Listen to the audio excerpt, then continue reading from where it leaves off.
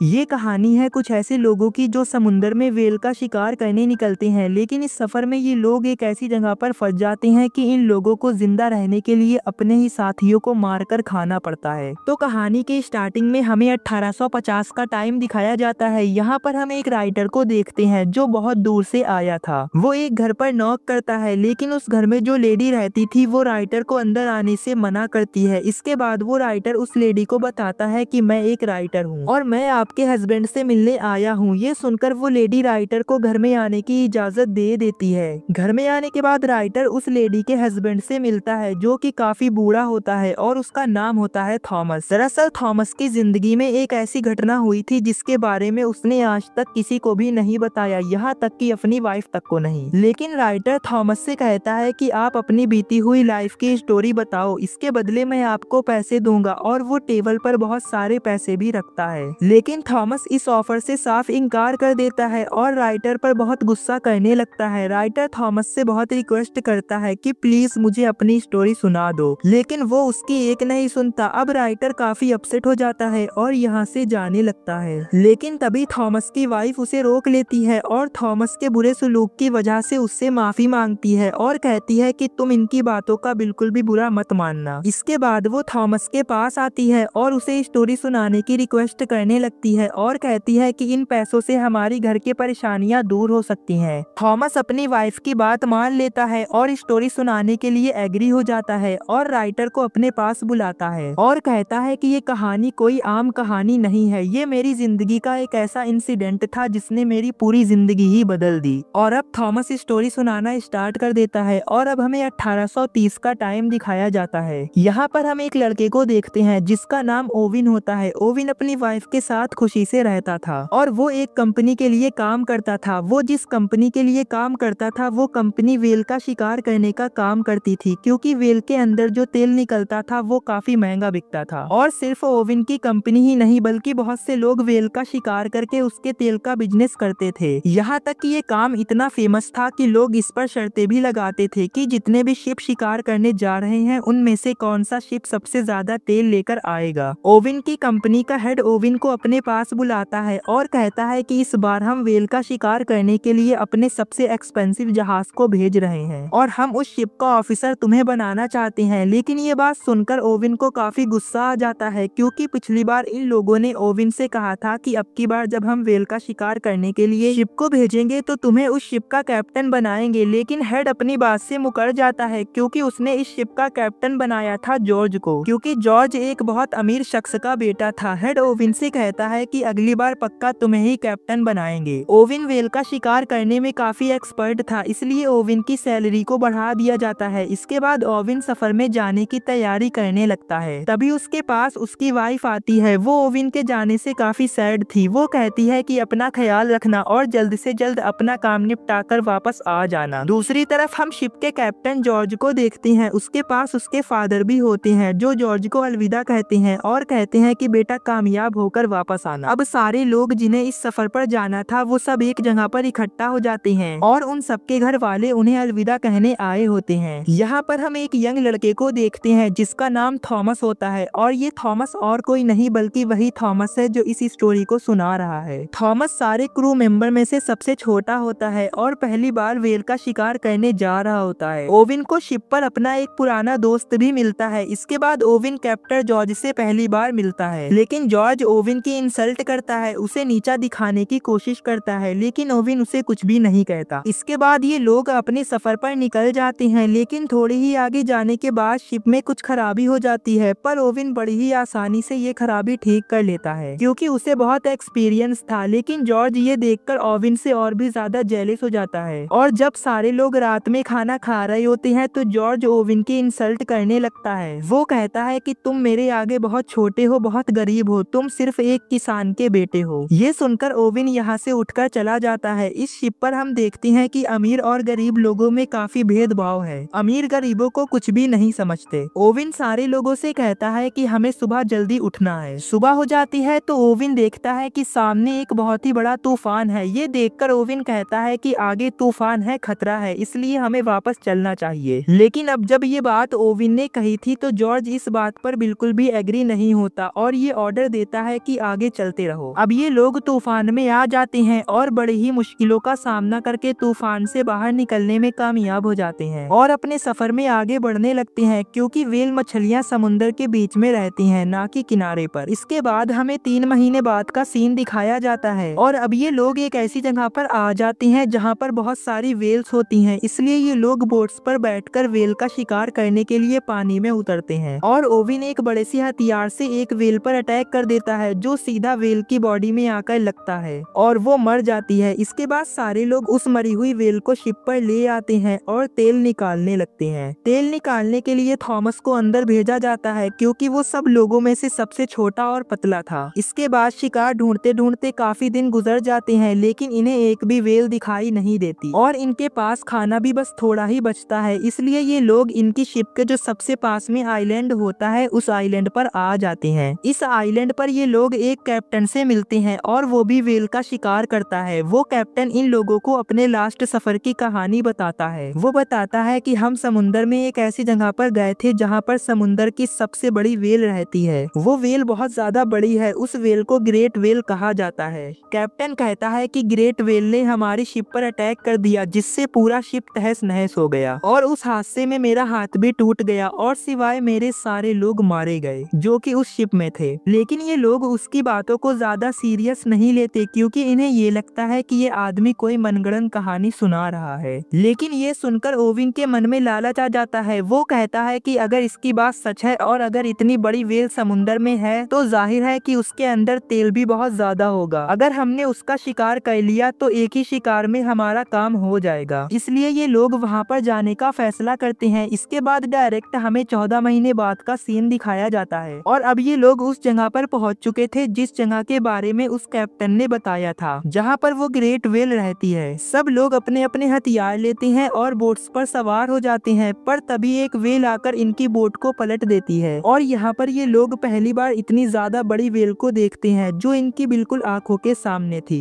ये बिल्कुल वैसी ही थी जैसी उस कैप्टन ने बताई थी। वो व्हेल यहाँ से चली जाती है, लेकिन तभी ओविन के साथी एक दूसरी छोटी व्हेल पर अटैक कर देते हैं और उसे मारने में कामयाब हो जाते हैं। लेकिन ये वो ग्रेट व्हेल देख लेती है और आकर सीधा इन लोगों के शिप पर ही अटैक कर देती है। वो टक्कर इतनी जोर से मारती है कि शिप डूबने लगती है। ये देखकर जितने भी लोग शिप में होते हैं वो सारे लोग बोट्स में आ जाते हैं और देखते ही देखते पूरी शिप पानी में समा जाती है। इन लोगों ने शिप में से बस थोड़ा ही खाना निकाल पाया था। रात हो जाती है और समुंदर में एक बहुत ही बड़ा तूफान आ जाता है और इस तूफान की वजह से ओविन का फ्रेंड काफी इंजर्ड हो जाता है और इसके बाद डायरेक्ट हमें 34 दिन बाद की कहानी दिखाई जाती है। ये सारे लोग मदद की तलाश में अभी भी होते हैं और अब इनका सारा खाना खत्म हो चुका था। हालात हद से बदतर हो चुके थे और धीरे धीरे ये लोग जिंदा बचने की उम्मीद भी खोने लगते हैं। पर तभी इन्हें एक आइलैंड दिखाई देता है। ये देखकर इन लोगों के मन में उम्मीद की एक किरण उठ जाती है। सारे लोग बहुत खुश हो जाते हैं और तीनों बोट्स आइलैंड की तरफ ले जाने लगते हैं। पर तभी फिर से इनके पास वही ग्रेट व्हेल आ जाती है और इनकी तीनों बोट्स को पलट देती है। लेकिन ये लोग आइलैंड के बस थोड़ी ही दूर पर थे, इसलिए सारे लोग बहकर आइलैंड के किनारे पर आ जाते हैं। इन लोगों की हालत बहुत खराब हो चुकी थी, इसलिए आइलैंड पर आते ही जो कुछ भी इन लोगों को मिल रहा था उसे ये लोग खा रहे थे। इसके बाद ये लोग डिसाइड करते हैं कि हम इसी आइलैंड पर रहेंगे और आग जलाते रहेंगे, ताकि अगर आसपास से कोई शिप गुजरेगा तो आग देखकर उन्हें पता चल जाएगा कि यहाँ पर लोग हैं और वो हमें बचा लेंगे। ओविन खाने की तलाश में भटक रहा होता है और तभी उसे एक गुफा मिलती है। अब जब ये लोग गुफा के अंदर जाकर देखते हैं तो देखते हैं कि यहाँ पर लोगों के कंकाल पड़े हैं। इसका मतलब ये है कि इनसे पहले भी यहाँ पर लोग आए थे और भूख की वजह से वो मर गए। ये देखकर ये लोग सोचते हैं कि अगर हम सिर्फ यहाँ पर मदद की उम्मीद में बैठे रहेंगे तो हमारा भी यही हाल होगा जो इन लोगों का हुआ था। इसलिए ओविन यहाँ से जाने का फैसला करता है और ये लोग अपनी बोट्स को रिपेयर करने लगते हैं। लेकिन कुछ लोगों के अंदर इतनी हिम्मत नहीं थी कि वो बोट्स पर ट्रेवल कर सके, इसलिए वो यहीं पर रुक जाते हैं और इनमें ओविन का एक पुराना दोस्त भी होता है। ओविन उससे कहता है कि मैं तुम्हें बचाने के लिए वापस जरूर आऊंगा। इसके बाद ये लोग समुंदर में मदद ढूंढने निकल जाते हैं और मदद ढूंढते ढूंढते 48 दिन गुजर जाते हैं। तभी इनका एक साथी भूख की वजह से दम तोड़ देता है, वो मर जाता है। तभी एक साथी कहता है कि हमें इसे समुंदर में बहा देना चाहिए, लेकिन ओविन ऐसा करने से मना करता है। वो कहता है कि अगर हमें जिंदा रहना है तो हमें इसे खा लेना चाहिए। हालांकि ये लोग अपने साथी को बिल्कुल भी खाना नहीं चाहते थे, लेकिन इन लोगों के पास कोई और रास्ता नहीं था, इसलिए ये लोग उसकी बॉडी को खाना स्टार्ट कर देते हैं। लेकिन ये देखकर थॉमस बहुत ज्यादा डर जाता है, वो रोने लगता है क्योंकि वो बहुत छोटा था। इसके बाद कहानी प्रेजेंट टाइम में आ जाती है। थॉमस की वाइफ थॉमस की ये दुख भरी कहानी सुनकर रो रही होती है। इसके बाद वो कहती है कि आगे की कहानी सुनाओ, तो थॉमस फिर से कहानी कंटिन्यू करता है। अब हमें 71 दिन बाद की कहानी दिखाई जाती है और अभी भी इन्हें कोई शिप नहीं मिला था। ये लोग जिंदा रहने के लिए एक गेम खेलते हैं और जो भी इस गेम में हार जाता है उसे मार के खा लिया जाता है। लेकिन एक दिन इस गेम में कैप्टन जॉर्ज हार जाता है और वो खुद को मारने के लिए अपने कजन से कहता है, लेकिन उसका कजन बहुत वफादार होता है। वो जॉर्ज को नहीं मारता बल्कि खुद को ही शूट कर लेता है। कुछ दिन गुजर जाते हैं और एक दिन फिर से वही ग्रेट वेल इनके पास आती है। ओविन उसे देखकर अपना हथियार निकाल लेता है, पर तभी वेल की आंख के पास उसे एक जख्म दिखाई देता है जो कि पिछली बार ओविन ने ही उसे दिया था। ये देखकर वो उसे नहीं मारता और उसे रियलाइज होता है कि हमें अपने कर्मों की ही सजा मिल रही है। अब जॉर्ज और ओविन की बोट्स दोनों अलग अलग हो जाती हैं, यानी जॉर्ज और ओविन अलग अलग रास्ते पर जाने लगते हैं। कुछ दिन बाद एक शिप जॉर्ज की बोट को देख लेता है और बोट के लोगों को बचा लिया जाता है, लेकिन ओविन अभी भी समुद्र में ही होता है और थॉमस उसके साथ में था। इन लोगों की हालत बहुत ज्यादा खराब हो चुकी थी। इनके ऊपर कुछ पक्षी भी होते हैं जो इन लोगों के मरने का इंतजार कर रहे होते हैं। और तभी थॉमस की नजर एक शिप पर पड़ती है और आखिरकार इन लोगों को भी रेस्क्यू कर लिया जाता है और इन्हें इनके घर लाया जाता है। इन लोगों को देखकर लोग काफी हैरान हो जाते हैं क्योंकि सब लोग ये समझ रहे थे कि ये लोग अब तक तो मर ही गए होंगे। ओविन अपनी वाइफ से मिलता है, उसके गले लग जाता है। ओविन थॉमस को निशानी के तौर पर एक चीज देता है। इसके बाद कंपनी के लोग ओविन और जॉर्ज को बुलाते हैं और पूछते हैं कि आखिर तुम्हारे साथ क्या हुआ था। ओविन तो कहानी नहीं बताता लेकिन जॉर्ज सब बता देता है, लेकिन ये लोग जॉर्ज की बातों पर बिलीव नहीं करते। अगले सीन में हमें ओविन को दिखाया जाता है जो वादे के मुताबिक उस आइलैंड पर अपने दोस्त को बचाने जाता है, लेकिन अफसोस अब उसका दोस्त मर चुका होता है और यहीं पर थॉमस की कहानी का एंड हो जाता है। कहानी सुनने के बाद राइटर थॉमस के घर से चला जाता है और कुछ महीने के बाद वो इस कहानी पर एक बुक भी लिखता है और वो बुक काफी फेमस हो जाती है और इसी के साथ ये मूवी यहीं पर एंड हो जाती है।